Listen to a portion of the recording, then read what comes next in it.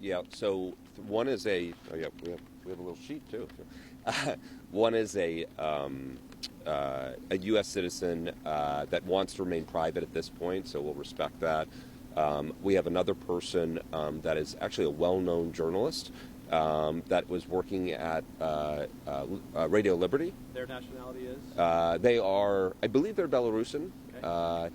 And then there's a third, I'm not sure nationality, but not American. And one of the interesting things here, too, is 2 weeks ago, there was a fourth. So 2 weeks ago, Anastasia was released, and this was phase one of what we hoped would be all of them. And so it's actually a continuation. So she's in Texas right now. She's great, but we kept it a little bit quieter than we normally would because we thought, okay, this could be phase one. Let's get phase two, and that was done today. Can you go ahead? What were they being held for, or what did Belarus say they were? A variety of things. Usually when people are held, there's some sort of like espionage, maybe religion stuff. I think we have specifics on each one of them, but they're the kind of charges you would expect when people want to come up with charges. There were 4 being held in Belarus? That's right, yes. Okay, and what's Anastasia's last name, sorry? I don't know offhand. I don't, yeah. Anastasia's first name is so, it's like Madonna that I just end up sticking with it sometimes. Belarus, Russia, what has sort of cleared the logjam overall here? Definitely the President of the United States. I firmly believe that a lot of these issues wouldn't have happened if he were president, some of the broader issues. But when he comes, he's made bringing Americans home a top priority, and people respond to that. And so I think when you see the president of Belarus doing that, whether people like him, whether they don't, it's definitely somebody trying to change the tone with the administration, knowing that the president of the United States cares about getting citizens back. Is he being hard-edged in these negotiations, and they're trying to curry favor, or is it trying to signal a new? I will say, in my opinion, the smartest countries are unilaterally stepping forward, and we don't even ask. Or we say this would be interesting, and they come up with it. And so some of these things, I know, everybody thinks about deals here. The smartest thing you can do to curry favor with the President of the United States is bring Americans home. He's been clear about that. So that's what the best are doing. On other hostages in other countries, President, when he signed the maximum pressure on Iran, he mentioned that Iran should release all American hostages. Can you confirm that Iran is holding Americans? Iran has Americans, yes. How many?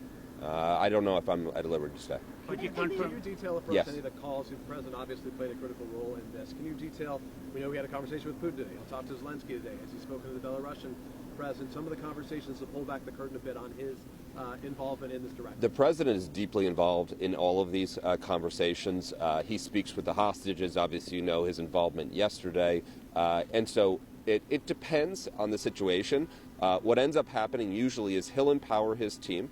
He'll say, I want this person out. We come up with options. He approves them. And so, and then usually makes calls after. He loves meeting with the Americans that are coming home.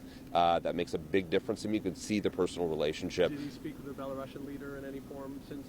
I don't believe, I am not sure of that, so I don't want to answer it correctly. Does the relationship with Vladimir Putin help in that exchange, since Lukashenko is a really close ally of Vladimir Putin? Did that help in this? Not to my knowledge. Are you in contact with the Iranians over those Americans held in Iran? We're always in contact through lots of channels, and any American held anywhere. Are they dual nationals or just Americans? Again, I'm not at liberty to say. What was MBS's role in getting Mark Vogel released, and why did he get involved? I don't know that answer. Okay, thanks guys. Did we exchange anyone else in release for these 3? No, this was a unilateral release. Unilateral, as well as Anastasia before. Can we wait for Venezuelan government to release the rest of the Americans? I think the Venezuelan government absolutely should. I think they took a big step forward in releasing those to Rick Grinnell, and I think that they should release the rest. We're not.